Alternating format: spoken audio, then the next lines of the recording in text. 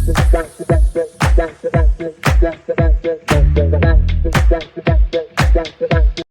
सभी का स्वागत है मेरे YouTube चैनल पर। जैसे कि आपको पता है कि हम ट्रांसफर ऑफ प्रॉपर्टी एक्ट की सीरीज स्टार्ट कर चुके हैं, जिसमें हम कर रहे हैं चैप्टर 2 और आज हम करेंगे सेक्शन 17 और 18। अगर आप चैनल पर नए हैं तो चैनल को सब्सक्राइब करें ताकि आपको सारे अपडेट टाइम टू टाइम मिलते रहें। तो आज के अपने टॉपिक को स्टार्ट करते हैं।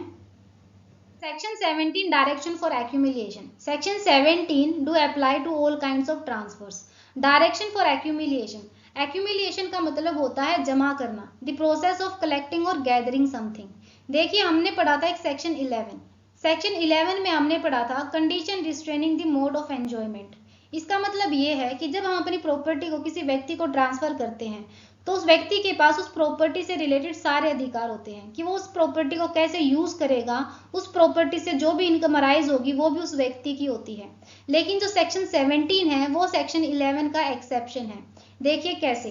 Where the terms of transfer of property direct that the income arising from the property shall be accumulated either wholly or in part। मतलब जब हम किसी प्रॉपर्टी को ट्रांसफर करते हैं और उसमें हम कोई डायरेक्शन डाल दें कि उस प्रॉपर्टी से जो भी इनकम अराइज होगी उसे एक्यूमुलेट किया जाएगा, या तो कंप्लीटली या फिर उस कुछ एक पर्टिकुलर पार्ट को एक्यूमुलेट किया जाएगा during a period longer than. इसका मतलब ये है कि हम एक इनडेफिनेट टाइम पीरियड के लिए डायरेक्शन नहीं लगाते, बल्कि एक सर्टेन टाइम पीरियड तक ही हम इसे इम्पोज करते हैं। तो देखिए the life of the transfer the period of 18 years from the date of transfer. मतलब इनमें से जो भी ज्यादा बड़ा टाइम पीरियड होगा उसे हम मानेंगे एप्लीकेबल। जैसे ए है, ए ने प्रॉपर्टी बी को ट्रांसफर कर दी। अब यहाँ पर ए बी को डायरेक्शन देता है कि इस प्रॉपर्टी से जो भी इनकम अराइज होगी उसे आप सी को देंगे। इसका मतलब हम यहाँ पे क्या कर रहे हैं, हम यहाँ पे बी के अधिकार को पोस्टपोन करते हैं कुछ एक टाइम पीरियड तक। अब वो टाइम पीरियड क्या होगा, जैसे कि ए ने बोल दिया कि 27 साल तक तुम जो भी इनकम अराइज होगी इस प्रॉपर्टी से वो तुम किसे दोगे, सी को दोगे। इसका साल तक बी का जो अधिकार है वो पोस्टपोन हो गया। अब यहाँ पे लिखा हुआ है the life of the transfer और a period of 18 years from the date of transfer. इसका मतलब ये है कि जैसे कि 27 साल इन्होंने लिख दिया है, लेकिन मान लीजिए जो ए है उसकी डेथ हो जाए ट्रांसफर के 2 साल के बाद। अब क्या होगा, क्या 27 साल तक ही करेंगे हम काउंट करेंगे टाइम पीरियड? नहीं, टाइम पीरियड काउंट होगा the life of the transfer जो कि 2 साल के बाद एंड हो चुकी है, द पीरियड ऑफ 18 ईयर्स। तो इसमें से जो भी टाइम पीरियड बड़ा होगा उसे हम काउंट करेंगे। तो जो 18 साल का टाइम पीरियड है वो बड़ा है, तो इसका मतलब अब हमें 16 साल तक और जो है इस प्रॉपर्टी से जो भी इनकम अराइज होगी उसे हम सी को देंगे। या फिर अगर जो ए है उसकी डेथ मान लो 25 साल में हो जाए, मतलब प्रॉपर्टी के ट्रांसफर करने के 25 साल के बाद ए की डेथ हो जाए। अब क्या करेंगे, अब यहाँ पे the life of the transfer a period of 18 years. 18 years तो क्या हो चुका है, एंड हो चुका है। 18 साल तो कंप्लीट हो चुके हैं क्योंकि 25 साल के बाद डेथ हो रही है। The life of the transfer, transfer की लाइफ भी 25 साल के बाद एंड होती है ट्रांसफर करने की डेट से। अब यहाँ पे तो लॉन्गर टाइम पीरियड कौन सा है, लॉन्गर टाइम पीरियड क्या है, लाइफ ऑफ द ट्रांसफर। इसका मतलब 25 साल के बाद जो टाइम पीरियड बच गया 2 साल, अब उसका क्या रहेगा। देखिए such direction shall save hereinafter provided be void to the extent to which the period during which the accumulation is directed exceeds the longer of the aforesaid period, and at the end of such last mentioned period the property and the income thereof shall be disposed of as of if the period during which the accumulation has been directed to be made had elapsed। इसका मतलब ये है कि जब time period and हो जाएगा, मतलब कि जो भी टाइम पीरियड ज्यादा है और वो एंड हो जाए तो प्रॉपर्टी और उसकी इनकम को ऐसे ट्रीट किया जाएगा जैसे एक्यूमुलेशन का पीरियड खत्म हो चुका है। अब ये जो 2 साल हैं ये हमें कंप्लीट नहीं करने क्योंकि एक्यूमुलेशन का पीरियड जो है वो एंड हो चुका है। अब इसके कुछ एक्सेप्शंस हैं। 17 क्लोज 2 बोलता है this section shall not affect any direction for the accumulation for the purpose. मतलब कि ये जो सेक्शन है वो एप्लीकेबल नहीं होगा इन पर्टिकुलर चीजों पे। कौन सी हैं, the payment of the debts of the transfer और any other person taking interest under the transfer. जो प्रॉपर्टी ट्रांसफर की जा रही है उसमें या तो ट्रांसफरर या any other person taking any interest, मतलब उस प्रॉपर्टी के अंदर किसी और व्यक्ति का भी कोई इंटरेस्ट है वो। Payment of debts, payment of डेब्ट से रिलेटेड ऐसी कोई भी डायरेक्शन दी जाती है तो उस पर ये टाइम पीरियड इंपोज नहीं होगा। अगर 27 साल है तो 27 साल तक वो एप्लीकेबल होगा।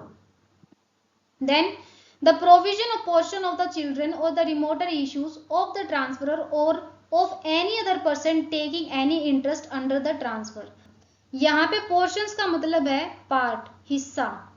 फॉर द चिल्ड्रन, अगर हम बच्चों के लिए कोई ऐसा डायरेक्शन लिखते हैं तो उसके लिए भी वो चीज क्या होगी, वैलिड होगी, उस पर भी ये पर्टिकुलर चीज एप्लीकेबल नहीं होगी। The life of the transfer और द 18 ईयर्स वाली जो टर्म है ये एप्लीकेबल नहीं होगी। देन उसके बाद द प्रिजर्वेशन और maintenance of the property transferred and such direction में बी मेड अकॉर्डिंगली। अगर हमने ऐसी कोई डायरेक्शन इसीलिए दी है कि उस प्रॉपर्टी का मेंटेनेंस हो या प्रिजर्वेशन के लिए, तो वो चीज भी वैलिड होगी, उसके ऊपर भी ये पर्टिकुलर चीज नहीं एप्लीकेबल होगी।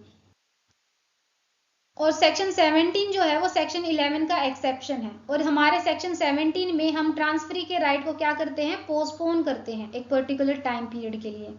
इसके कुछ एक्सेप्शन है जो कि हमें सेक्शन 17 के क्लॉज 2 में बताए गए हैं। Section 18 transfer in perpetuity for benefit of public. The restriction in section 14, 16 and 17 shall not apply in the case of transfer of property for the benefit of the public in the advancement of religion, knowledge, commerce, health, safety or any other object beneficial to mankind। अब जब हमने ये section पढ़े तो इन sections में हमने पढ़ा कि जो प्रॉपर्टी है इनडेफिनेट टाइम पीरियड तक टाइड अप नहीं रह सकती। मतलब कि हम ऐसे नहीं कर सकते कि उस प्रॉपर्टी को लॉक करके रख दें कि वो उसे कोई और यूज ना कर पाए, हम किसी और को उसे ट्रांसफर ना कर पाए। जैसे कि ए है, ए ने प्रॉपर्टी बी को दी, अब प्रॉपर्टी सी के पास जाएगी, देन प्रॉपर्टी डी के पास जाएगी, देन प्रॉपर्टी जेड के पास जाएगी। इसका मतलब ये है कि हम एक इनडेफिनाइट टाइम पीरियड तक उसका क्या कर रहे हैं, एब्सोल्यूट ओनरशिप को रोक रहे हैं, उसे टाई अप कर रहे हैं। तो परपेचुइटी का जो रूल था उसमें हमने क्या पढ़ा कि ये जो तीनों बीच में हैं या इससे भी ज्यादा कोई व्यक्ति है तो जो क्या होने चाहिए, लिविंग पर्सन होने चाहिए, उनके पास उस प्रॉपर्टी का लाइफ इंटरेस्ट जाएगा। तो रूल ऑफ परपेचुइटी क्या कर रहा है कि ये जो इनडेफिनेट टाइम पीरियड के लिए टाई अप है उसे रोकता है। वैसे ही जब हमने एक्यूमुलेशन का पढ़ा तो एक्यूमुलेशन में भी क्या कर रहे हैं, एक सर्टेन टाइम पीरियड हम लिमिट कर रहे हैं कि उससे ज्यादा नहीं हो सकता।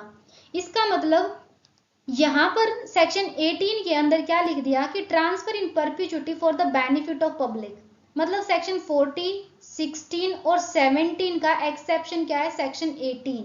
अब यहाँ पर हम बोलते हैं कि अगर हम किसी प्रॉपर्टी का ट्रांसफर करते हैं वो भी पब्लिक के लिए, जैसे कि धर्म से रिलेटेड हो सकता है, नॉलेज से रिलेटेड हो सकता है, कॉमर्स, हेल्थ, सेफ्टी या किसी भी अदर पर्पज से हम उस चीज को ट्रांसफर करते हैं, तो वहां पर ये जो रिस्ट्रिक्शंस दी गई हैं सेक्शन 14 के अंदर, 16 के अंदर, 17 के अंदर नहीं एप्लीकेबल होंगी। ये हमें बताता है सेक्शन 18। इसीलिए ये सेक्शन 17, 16 और 14 तीनों का एक्सेप्शन है। तो अपनी आज की वीडियो को यहीं पर एंड करते हैं। अगर आपको वीडियो अच्छी लगी तो वीडियो को लाइक और शेयर करना, और अगर आप चैनल पर नए हैं तो चैनल को सब्सक्राइब करना।